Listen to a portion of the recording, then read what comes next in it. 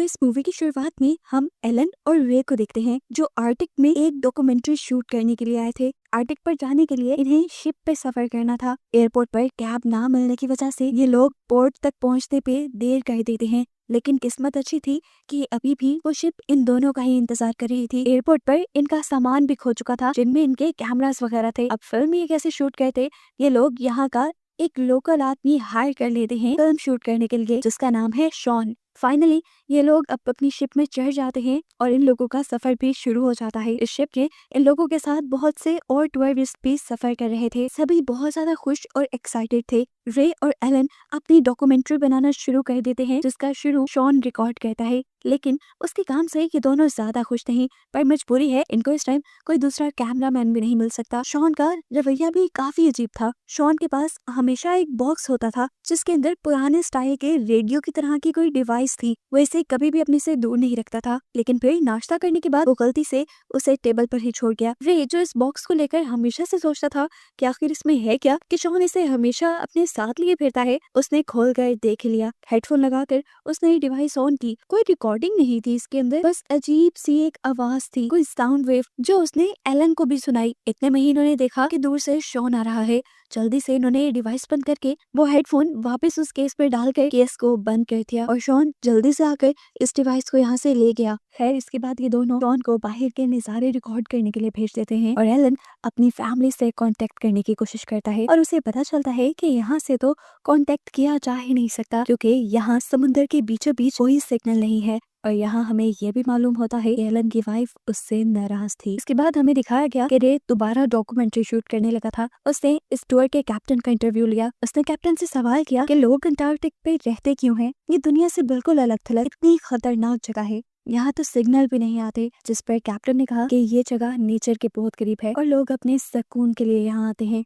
Interview को pack up करते ही रे ने यहाँ देखा कि दूर एक बर्ड की आंख से खून निकल रहा था। ये बहुत ही अजीब बात थी। रे शॉन को भी ये बर्ड दिखाना चाहता था, लेकिन उससे पहले ही वो बर्ड वहाँ से उड़ गया। खैर कंफ्यूज रे अब बोट के अंदर चला गया, जहाँ पर एलन दो साइंटिस्ट से बात कर रहा था। ये साइंटिस्ट रिसर्च कर रहे थे कि कैसे सोनिक वेव्स कुछ ही देर में पूरी दुनिया को तबाह कर सकती हैं। एलन काफी गौर से इनकी बातें सुन रहा था। रे के आने के बाद साइंटिस्ट यहाँ से चले जाते हैं। रे और एलन आपस में बातें करना शुरू कर देते हैं, जहाँ एलन बहुत ज्यादा परेशान था अपनी फैमिली की वजह से। रे ने उसे हौसला दिया। अभी वो इससे पहले कि एलन को बाहर होने वाले उस बर्ड वाले वाक्य के बारे में बताता, इन्हें बाहर अजीब सा शोर सुनाई दिया। ये लोग जब बाहर गए तो वहाँ पर बहुत ही अजीब नजारा देखने को मिला। एक सील अपने ही बच्चे को काट के खा रही थी और ऐसा खतरनाक नजारा जिंदगी में पहली मर्तबा देखने को मिला था। कैप्टन भी कहते हैं कि वो इतने सालों से यहाँ हैं, लेकिन आज से पहले उन्होंने ऐसा नजारा कभी नहीं देखा। वो डर चुके थे। सभी ट्रैवलर्स को वो अंदर की तरफ लेके जाने लगे,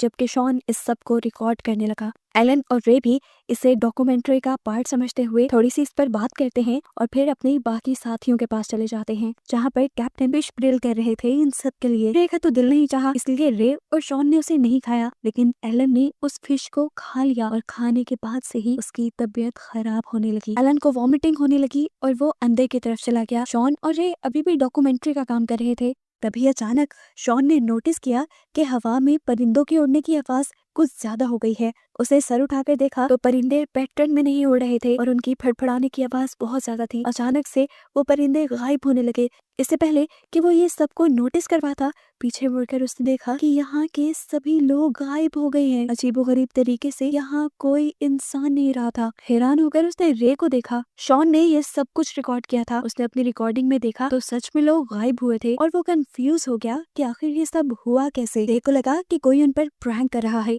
उसने अंदर जाकर ये बात एलन को बताई और ये सब मिलकर पूरी शिप पे लोगों को ढूंढने लगे, लेकिन इन्हें कोई नहीं मिला। और तब जाकर इन्हें एहसास हुआ कि यहाँ पर सच में कुछ बहुत गलत हो चुका है। अब ये लोग शॉन से पूछते हैं, तुम तो सब रिकॉर्ड कर रहे थे, तुम्हें पता चला कि ये सब क्या हो रहा है? लेकिन शॉन ने भी बताया कि उसे खुद समझ नहीं आई यहाँ पे क्या हो गया है। इन्होंने अब अपने सेल फोन ढूंढे ताकि किसी को मदद के लिए बुलाए, लेकिन यहाँ सिग्नल्स भी नहीं थे। एलन की तबीयत और भी ज्यादा बिगड़ने लगी थी। उसके मुंह से भी अब खून आ रहा था वो नहीं समझ पाया कि आखिर उसे हुआ क्या। यहाँ रे अब शिप के कंट्रोल सेंटर में जाकर रेडियो से हेडक्वार्टर कांटेक्ट करने की कोशिश करता है, लेकिन वहाँ से भी इन्हें कोई जवाब नहीं मिल रहा। अब ऊपर शॉन जो सब चीजें देख रहा था, दूर उसे एक आइलैंड नजर आ गया। ये खुशी की बात थी, वहाँ जाकर ये लोग किसी से मदद मांग सकते थे। जल्दी से उसने आकर ये बात रे और एलन को बताई। एलन वहाँ जाना नहीं चाहता था, लेकिन आखिर में रे ने उसे मना ही लिया कि मदद के लिए वहाँ जाना बेहतर है। अब एलन भी ऊपर की तरफ आ गया। जहाँ आते ही रोशनी में रे ने नोटिस किया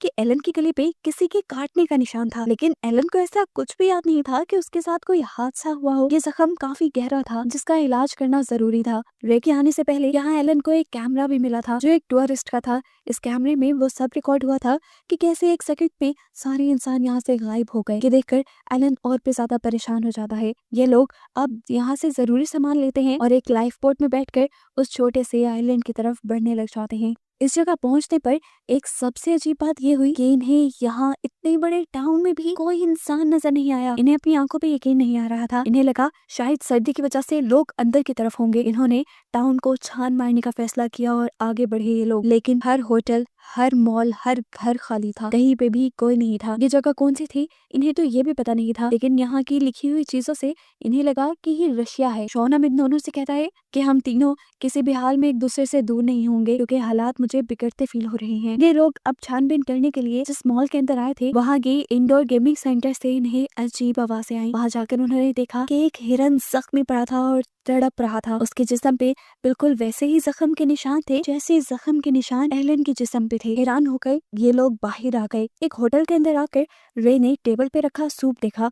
वो अभी भी गर्म था, जिसका मतलब था कि यहाँ के सभी लोग भी शिप के लोगों की तरह एकदम से गायब हुए थे। यहाँ कुछ तो अननेचुरल हुआ था। ऐसा लग रहा था कि यह हादसा किसी का किया गया हो, क्योंकि अगर नेचुरली लोग मरते तो यहाँ पर उनकी लाशें तो होती। अभी वो लोग यही सब सोच रहे थे कि एलन दर्द से तड़पने लगा। रे ने देखा कि उसकी टांग के ऊपर भी बड़े बड़े जख्म थे। दर्द से एलन की हालत इतनी खराब थी कि वो आगे इन्वेस्टिगेशन करने के लिए भी इनके साथ नहीं बढ़ सकता था। जिसके बाद रे और शॉन ने अकेले आगे बढ़ने का फैसला किया और एलन अपनी दवाई लेने के लिए बोट की तरफ बढ़ने लगा। रास्ते में उसे एक पोलर बियर भी दिखा, जिसका पूरा जिस्म भी उसी की तरह जख्मी था। एलन डर गया कि वो उसे मार खाएगा और एलन भाग भी नहीं पाएगा, लेकिन हैरानकुन तौर पर पोलर बियर ने उसे कुछ भी नहीं कहा। यहाँ पर रे और शॉन को एक बिल्डिंग में एक लाइट चलती हुई दिखाई दी। उन्हें लगा कि जरूर वहाँ कोई होगा। ये लोग जब वहाँ गए तो नाउम्मीद हो गए, क्योंकि यहाँ पर भी इन्हें कोई नहीं मिला था। काफी देर गुजर गई थी, अंधेरा भी हो रहा था। एकदम से बाहर रे को एक फायर लाइट चलती हुई दिखाई दी। ये देखकर फौरन उसे एलन का ख्याल आया। वो बाहर गया तो एलन जमीन पर बैठा था, लेकिन ये फायर एलन ने नहीं किया था। वो एलन को लेकर घर के अंदर आ गया और खुद अपने खाने पीने का कुछ इंतजाम करने को सोचने लगा। एलन के पास अभी भी वो कैमरा था जो उसने अपने साथ एक ट्रैवलर का अपनी बोट से उठाया था। इस कैमरा की फुटेजेस में वो ये साफ देखता है कि जब सारे लोग गायब हुए थे तब शॉन नहीं गायब हुआ और शॉन उन सबकी वीडियो रिकॉर्ड कर रहा था। यानी जरूर उसे कुछ पता और उसने जरूर इन सबसे वो सच्चाई छुपाई है। एलन फौरन के बाद रे को बताना चाहता था, लेकिन रे इस टाइम अकेले नहीं बल्कि शॉन के साथ उसके पास आया। उन्होंने फैसला किया कि ये लोग जल्दी इस इलाके से निकल जाएंगे। इनके पास एक लाइफ बोट तो थी ही, लेकिन अब उसमें मसला था कि फ्यूल कम था। रे ने फैसला किया कि वो फ्यूल इकट्ठा करेगा बाहर मौजूद मोटर कार्स में से, जबकि एलन के पास यहाँ शॉन रुक गया। शॉन समझ गया था कि एलन कुछ बताना चाह रहा है रे को, इसलिए उसने एलन के कान के ऊपर वही हेडफोन्स लगा दिए और उसे वही साउंड वेव सुनाने लगा जो कुछ देर पहले वो खुद भी सुन रहा था। इतने खतरनाक माहौल में भी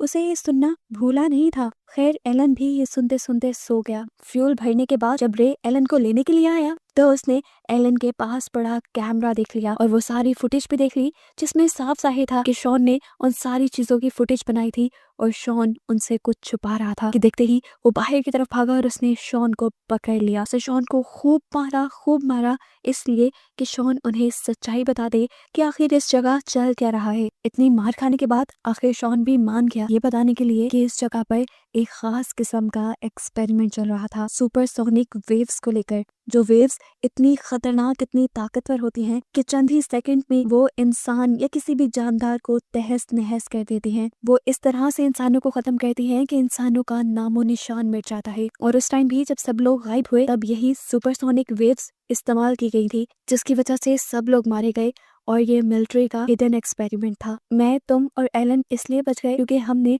वो साउंड वेव सुन रखा था जो साइंटिस्ट ने हमें दिया था और इससे हमारे दिमागों पर उस सोनिक वेव का असर नहीं हुआ। मैं जानता था कि तुम दोनों ने भी वो साउंड वेव सुन ली है, इसीलिए तो तुम लोग आज मेरे सामने जिंदा हो। मैं तुम्हारे लिए ये फुटेज रिकॉर्ड करने यहाँ नहीं आया था, बल्कि मुझे आर्मी वालों ने ही यहाँ भेजा था। और अब जबकि तुम ये सारी बातें सच जान चुके हो, तो अब तुम दोनों के साथ साथ मुझे भी मार दिया जाएगा, क्योंकि मुझे ये सब सीक्रेट रखना था और मैं रख नहीं पाया। ये सब बातें सुनकर रे शॉक में था। उसने पूछा फिर एलन के जिस्म पे जख्म कैसे है? तब उसने बताया कि ये सुपरसोनिक वेव्स की वजह से ही है। उसने असल में कैप्टन की दी हुई फिश खा ली थी, जो पहले ही उन वेव्स से इन्फेक्टेड थी, इसीलिए वो थोड़ा बीमार हो गया लेकिन मरा नहीं। इसके बाद दोबारा शॉन बताता है कि मुझे मिलिट्री वालों ने एक सैटेलाइट फोन दिया था, जिससे मैं उनसे राब्ता कर सकूं और वो मुझे यहाँ से रेस्क्यू कर लें, लेकिन अब मैं उनसे भी राब्ता नहीं कर पा रहा, जिसका साफ मतलब है कि अब किसी भी लम्हे हम तीनों भी मारे जाएंगे। रे ये सारा सच जब एलन को बताने के लिए आया, तो उसने देखा कि एलन पहले से ही मरने की हालत में है।